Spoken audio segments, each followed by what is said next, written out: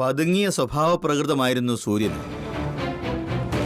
മുത്തച്ഛന്റെ മരണത്തോടെ അവന്റെ സ്വഭാവത്തിൽ സൈക്കോ മാനറിസങ്ങൾ കണ്ടു തുടങ്ങി. അതിന്റെ ദുരന്ത ഫലം ഏറ്റവും കൂടുതൽ അനുഭവിച്ചത് അവന്റെ ഭാര്യയായ നിങ്ങളുടെ മകളും. അതെല്ലാം അറിഞ്ഞു വെച്ചുകൊണ്ട് വീണ്ടും നിങ്ങൾ അവന് വേണ്ടി വാദിക്കാൻ വരുന്നത് വിചിത്രം തന്നെയല്ലേ വാര്യരെ? പ്രശ്നങ്ങളെല്ലാം മാറി. അവര് സന്തോഷത്തോടെ ജീവിതം തുടങ്ങിയതാണ് സാർ. വീണ്ടും ജീവിതം തുടങ്ങിയെന്ന് പറയൂ. പ്രശ്നങ്ങളെല്ലാം മാറിയെന്നോ സന്തോഷത്തോടെയെന്നോ പറയരുത്. സൈക്കോ ലക്ഷണങ്ങൾ പ്രകടിപ്പിക്കുന്ന ഒരു മെന്റൽ പേഷ്യന്റിന് അധികകാലം അങ്ങനെ ഒളിഞ്ഞിരിക്കാനാവില്ല.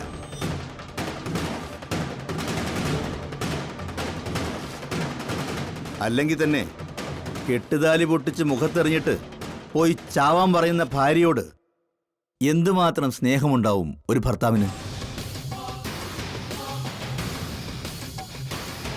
നിങ്ങളുടെ കൺമുമ്പിൽ വെച്ചല്ലേ അത് സംഭവിച്ചത്? സൂര്യൻ പതുങ്ങിയിരിക്കുകയായിരുന്നു വാര്യരെ. സ്വന്തം പുരുഷത്വത്തിന് മുറിവേറ്റ അവൻ പറ്റിയൊരു അവസരത്തിനു വേണ്ടി കാത്തു. അത് വീണ് കിട്ടിയപ്പോ അവൻ ഭാര്യയോട് പക തീർത്തു. It's quite natural. കട്ടവനെ കിട്ടിയില്ലെങ്കിൽ കിട്ടിയവനെ പിടിക്കാന്നുള്ളത് പോലീസിന്റെ ശീലമാണെന്നറിയാം. പക്ഷേ ഊഹാപോഹങ്ങൾ വെച്ച് വെറുതെ വരുമെന്ന് പറയല്ലേ സാറേ. ദൈവം ക്ഷമിക്കില്ല നിങ്ങളോട്. ഊഹാപോഹങ്ങളല്ല വാര്യരെ, തെളിവുകൾ വെച്ചാ ഞാൻ സംസാരിക്കുന്നത്. അല്ലെങ്കിൽ ഇതിനൊക്കെ ഞാൻ കോടതിയിൽ സമാധാനം പറയേണ്ടി വരും. കുട്ടമ്പിള്ള പോലീസ് നാട് ഭരിച്ചിരുന്ന പഴയ കാലമല്ല. പോലീസിന് പിഴച്ചാലേ പലയിടത്തുനിന്നും ചോദ്യം വരും. അല്പം സ്വാധീനം കൂടി ഉള്ളവരാണെങ്കിൽ തൊപ്പിയും തെറിക്കും. സത്യം ഞാൻ അവനെ കൊണ്ട് തന്നെ പറയിപ്പിക്കാം, എന്നിട്ട് തീരുമാനിക്കാം ദൈവം ക്ഷമിക്കാത്തത് എന്നോടോ അതോ അവനോടോ എന്ന്. സർ, അറസ്റ്റ് രേഖപ്പെടുത്തിയോ? അതെല്ലാം കമ്പ്യൂട്ടറിൽ കയറി കഴിഞ്ഞു. അല്പം കഴിയുമ്പോൾ കോടതിയിൽ ഹാജരാക്കുകയും ചെയ്യും വിത്ത് എവിഡൻസ്.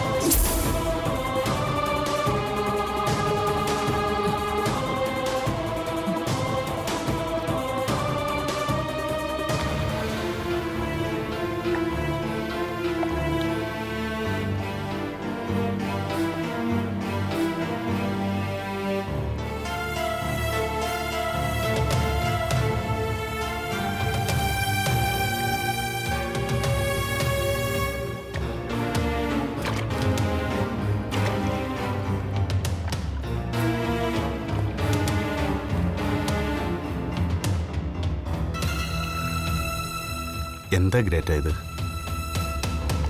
നിന്റെ ആ ചുറുചുറുക്കും പ്രസരിപ്പും ഒക്കെ എവിടെ പോയി? ഐറീനെക്കുറിച്ച് ഓർത്തിട്ടാണെങ്കിൽ നീ ഭയപ്പെടണ്ട, അവളിങ്ങി വരും. എത്ര നാളായി അവൾ ഹോസ്റ്റലിലാ. വരുമ്പോഴെല്ലാം പറഞ്ഞിട്ടാണോ വരാറ്? പോകുമ്പം പറയാറുണ്ടോ? ഒറ്റയ്ക്ക് അവൾ വരുന്നത് തന്നെ വളരെ അപൂർവമായിട്ടല്ലേ? ഇവിടുത്തെ മുറികളെല്ലാം അവളുടെ കൂട്ടുകാരികളെ കൊണ്ട് നിറയാറില്ലേ? രാത്രി എല്ലാവരും കൂടി കളിച്ചും ചിരിച്ചും ഗുഡ് നൈറ്റ് പപ്പ, ഗുഡ് നൈറ്റ് മമ്മ എന്നൊക്കെ പറഞ്ഞ് ഉറങ്ങാൻ കിടക്കുന്ന ആള് രാവിലെ കോളേജ് ഹോസ്റ്റലിൽ നിന്നായിരിക്കും വിളിക്കാറ്. ഇതും അതുപോലെ എന്തെങ്കിലും ആയിരിക്കും. ആ പിന്നെ ഗ്രേറ്റ, നമ്മുടെ സൂര്യ സാറിൻ്റെയും ദേവു മാഡത്തിൻ്റെയും ബാഗുകളും സാധനങ്ങളും ഒക്കെ ഏതോ കള്ളന്മാർ അടിച്ചുകൊണ്ട് പോയിരിക്കുന്നു. ഞാനിപ്പോൾ റൂം തുറന്നു നോക്കുമ്പോഴാണ് കാണുന്നത്. പോലീസ് കംപ്ലൈൻറ്റ് ചെയ്യണം ഗ്രേറ്റ. സൂര്യൻ സാറിൻ്റെ തോക്കും ദേവു മേഡത്തിൻ്റെ ആഭരണങ്ങളും അടക്കം എല്ലാം വില കൂടിയ സാധനങ്ങളാണ് മോഷണം പോയിരിക്കുന്നത്. For what Freddy? നമ്മുടെ സാധനങ്ങളൊന്നും എടുത്തിട്ടില്ല ഗ്രേറ്റ. കയ്യെത്തും ദൂരത്തുള്ളതും വിട്ടുകളഞ്ഞു. ഇതിൻ്റെയൊക്കെ പിന്നിൽ വേറെ എന്തോ ചതിയുണ്ട്. നമുക്ക് പോലീസിൽ അറിയിച്ചേ പറ്റൂ. പോലീസിൽ അറിയിച്ചിട്ട് എന്ത് ഗുണം ഉണ്ടാവാനാ? ഐറീനെ കാണാതായിട്ട് ദിവസം എത്രയായി? ഒരു പെൺകുട്ടിയല്ലേ? എന്തെങ്കിലും തുമ്പ് കണ്ടെത്താൻ പറ്റിയോ പോലീസിന്? Freddy, I have a doubt. ഐറീനയുടെ പപ്പ എന്ന നിലയിൽ ഇതിനുള്ള ഉത്തരവെങ്കിലും കണ്ടെത്തി തരണം ഫ്രെഡി എനിക്ക്.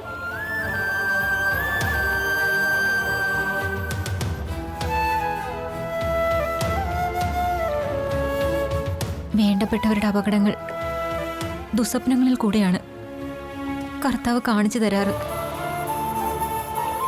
അങ്ങനെയുള്ള ദുസ്വപ്നങ്ങളാണ് ഞാൻ കണ്ടുകൊണ്ടിരിക്കുന്നത്. എന്റെ മോൾക്ക് എന്തോ സംഭവിച്ചു. ഗ്രേറ്റ,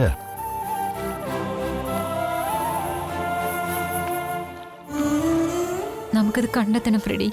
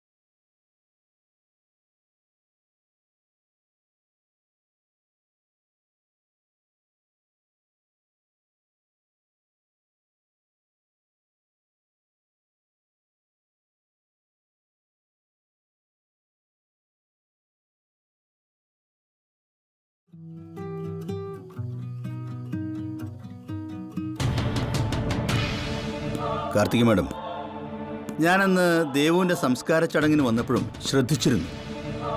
സൂര്യനാരായണന്റെ കാര്യത്തിൽ നിങ്ങൾക്കെന്താ ഒരു special interest? He's A hard core criminal. Devu, അതാണ് സർ കാരണം.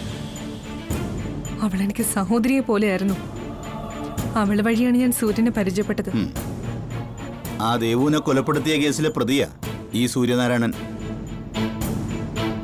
പ്രതി മാത്രമല്ലേ സർ, അത് സത്യമാവണമെന്നില്ലല്ലോ. സ്വർഗം പോലെ കഴിഞ്ഞൊരു കുടുംബം, അത് കണ്ട് സത്യമായും എനിക്ക് അസൂയ തോന്നിയിട്ടുണ്ട്.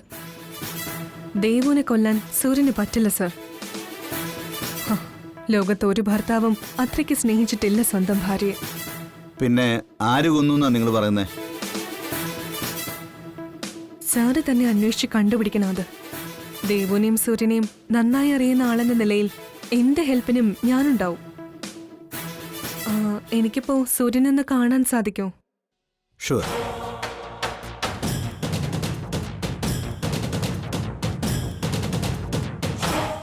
സന്തോഷമായല്ലേ? എനിക്കെന്ത് സന്തോഷം സൂര്യ. ജീവിതത്തിൽ ഞാൻ ഒരിക്കലും കാണാൻ ആഗ്രഹിക്കുന്ന കാഴ്ചയല്ലത്.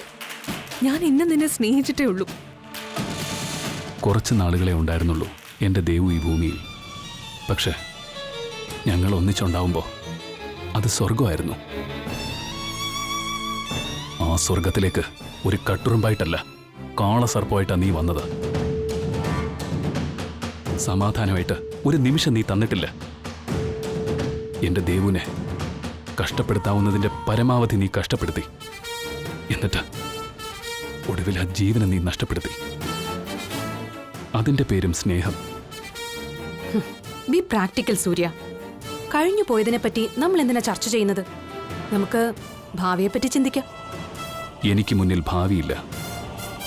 എന്റെ ദേവുവിന്റെ മരണത്തോടെ അത് അവസാനിച്ചു. ഇനിയും നിനക്കെന്നെ വേണ്ടേ സൂര്യ? Get lost, you bloody... എന്താണ് അവിടെ? ആരോടാണ് നീ സംസാരിക്കുന്നതെന്ന് അറിയാമോ? ഇവിടെ കിടന്ന് അട്ടഹാസം കാണിച്ചാലേ അടിച്ചു നിന്നെ പപ്പടാക്കി കളയും. ഒന്നും ചെയ്യരുത് സർ. സൂര്യനൊരു പാവ, കുഞ്ഞുങ്ങളുടെ മനസ്സാ. പെട്ടെന്ന് ദേഷ്യം വരുമെന്നേ ഉള്ളൂ. സോ ഇവരോട് ഇവിടെ നിന്ന് പോകാൻ പറ. അല്ലെങ്കിൽ ഞാൻ എന്തെയൊന്നും എനിക്ക് തന്നെ പറയാൻ പറ്റില്ല. Cool man. സമാധാനമായി ആലോചിച്ച് ഒരു തീരുമാനം എടുത്താൽ മതി. ക്ഷോഭത്തിലിരിക്കുമ്പോൾ പ്രധാനപ്പെട്ട തീരുമാനങ്ങളൊന്നും എടുക്കരുത്.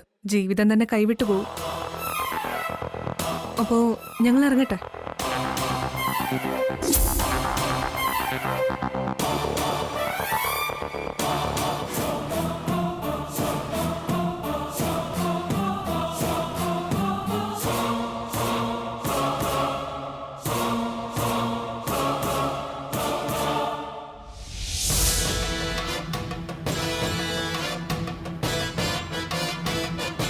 നമ്മളിതിനു മുമ്പ് എവിടെ വെച്ചാ കണ്ടതെന്ന് ഓർമ്മിക്കുന്നുണ്ടോ സൂര്യ?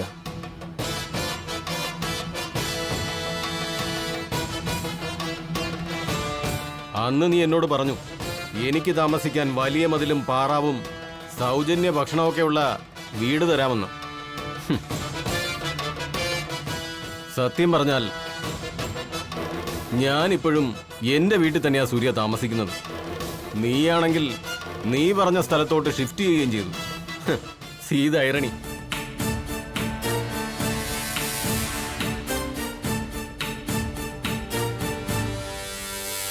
സൂര്യ, നമുക്ക് ഇനിയെങ്കിലും ഓപ്പൺ ആയിട്ട് സംസാരിക്കാം.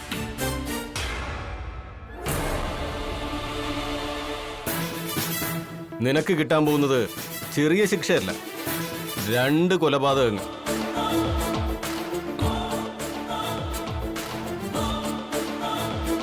ദേവുവിൻ്റെതും രവിയുടേതും.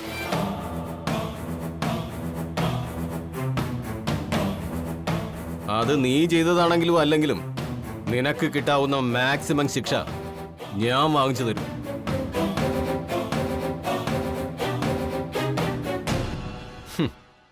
വധശിക്ഷ തന്നെ.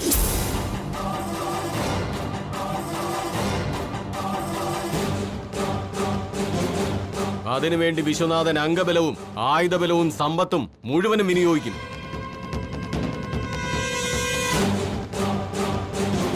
വിശ്വനാഥൻ പിച്ചച്ചട്ടിയെടുത്ത് തെരുവിൽ തെണ്ടിയാലും വേണ്ടില്ല, അത് ഞാൻ നടത്തിയിരിക്കും.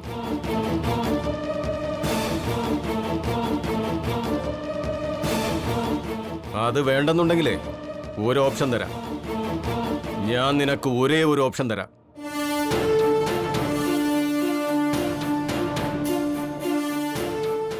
നീ ജീവിതം തകർത്ത ഇനിയൊരു നല്ല ബന്ധം കിട്ടില്ലാത്ത എന്റെ നേർപെങ്ങളുടെ കഴുത്തിൽ താലിച്ചരട് കെട്ടിക്കൊടുക്കണം നീ.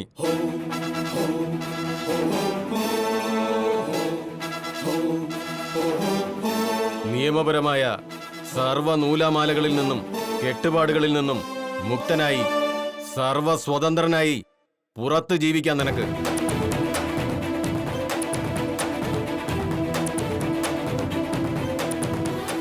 നിന്നെ നോക്കിക്കുരയ്ക്കാൻ ഒരു പോലീസ് പട്ടിയും തമ്പുരാമടത്തിന്റെ പടി കടന്നു വരില്ല.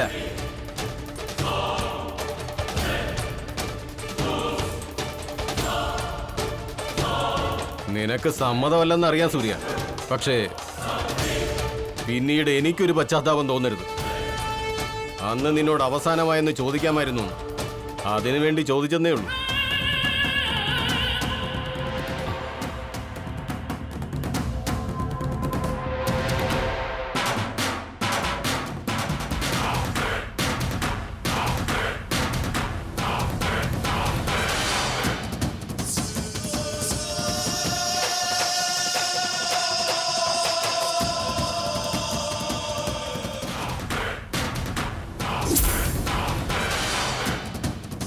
വിശ്വനാഥ, പിന്നീട് പശ്ചാത്തപിക്കേണ്ടി വരില്ല. സൂര്യനാരായണന് സമ്മതമാണ്. എന്താ നീ പറഞ്ഞേ? വിശ്വനാഥന്റെ അനിയത്തി കാർത്തികയുടെ കഴുത്തിൽ താലി കെട്ടി കൂടെ പൊറപ്പിക്കാൻ തമ്പുരാമഠത്തിൽ സൂര്യനാരായണൻ തയ്യാറാണെന്ന്.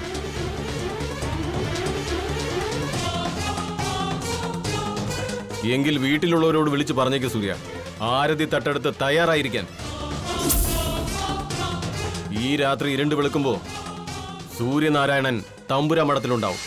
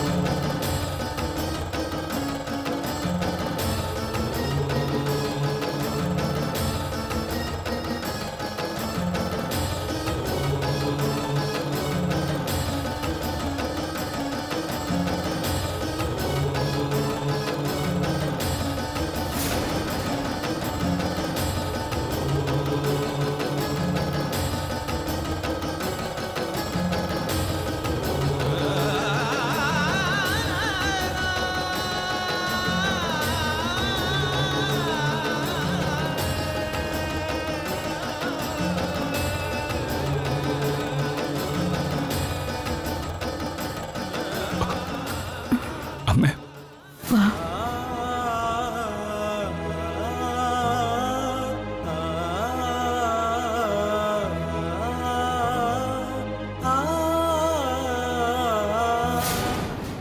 സൂര്യൻ സാറേ, ഉം?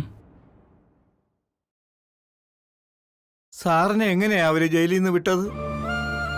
കൊലക്കേസിലല്ലേ അവർ കുടുക്കിയിരുന്നത്? ഇനി കേസൊന്നുമില്ല രാമേട്ട, നിരുപാധികം വിട്ടയക്കും. മനസ്സിലായില്ല സാറേ. സാറ് പറഞ്ഞിട്ട് ആ ദേവി കുഞ്ഞിനെ കൊന്നതെന്നല്ലേ ആ ഋഷി മൊഴി കൊടുത്തിരുന്നത്? ഋഷി മൊഴി മാറ്റും കോടതിയിൽ. അതെങ്ങനെയാ സാറേ? രാമേട്ടൻ ഒന്നും മനസ്സിലാവുന്നില്ല. പണം, സ്വാധീനം, ഇതൊക്കെ ഒരു തട്ടിൽ വെച്ചാൽ നീതിയുടെ തുലാസ് എങ്ങോട്ട് വേണമെങ്കിലും തിരിയും. പക്ഷേ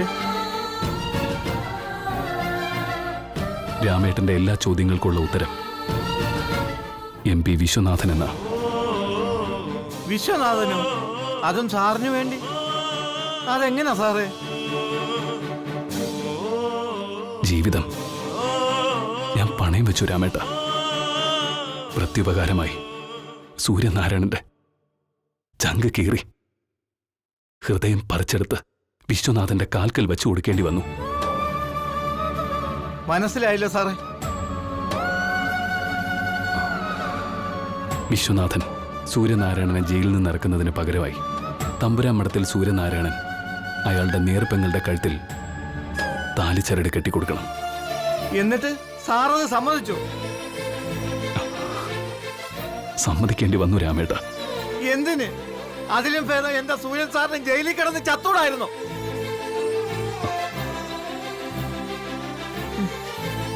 എന്നോട് ക്ഷമിക്കണം സാറേ.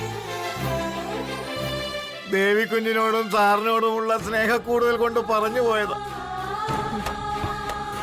പൊറുക്കണം സാറേ. രാമേട്ട, എനിക്കെല്ലാം മനസ്സിലാവും. ഇത് കേൾക്കുമ്പോഴേ രാമേട്ടൻ എന്റെ ചെകിട്ട് തടിക്കാനുള്ള സ്വാതന്ത്ര്യമുണ്ട്. അയ്യോ, അല്ലെങ്കിലേ രാമേട്ടൻ എന്നോട് കാട്ടിയ സ്നേഹമൊക്കെ അഭിനയമാണെന്ന് പറയുമായിരുന്നു ഞാൻ. സൂര്യൻ സാറേ,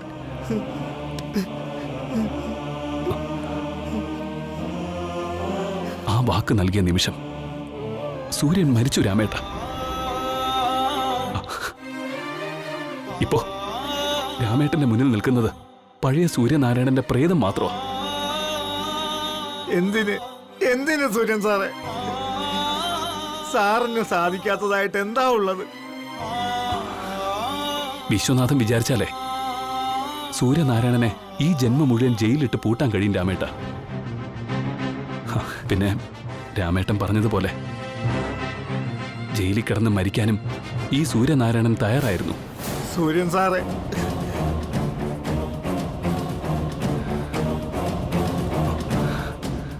രാമേട്ട, ഞാൻ ജയിലിൽ കിടന്നാലേ എന്റെ ദേവുവിനോട് എനിക്ക് നീതി പുലർത്താൻ കഴിയില്ല. അവളുടെ ജീവൻ എടുത്തത് ആരാണെന്നും അതിന് പുറകിലുള്ളവരെയും കണ്ടെത്തണം സൂര്യനാരായണന്.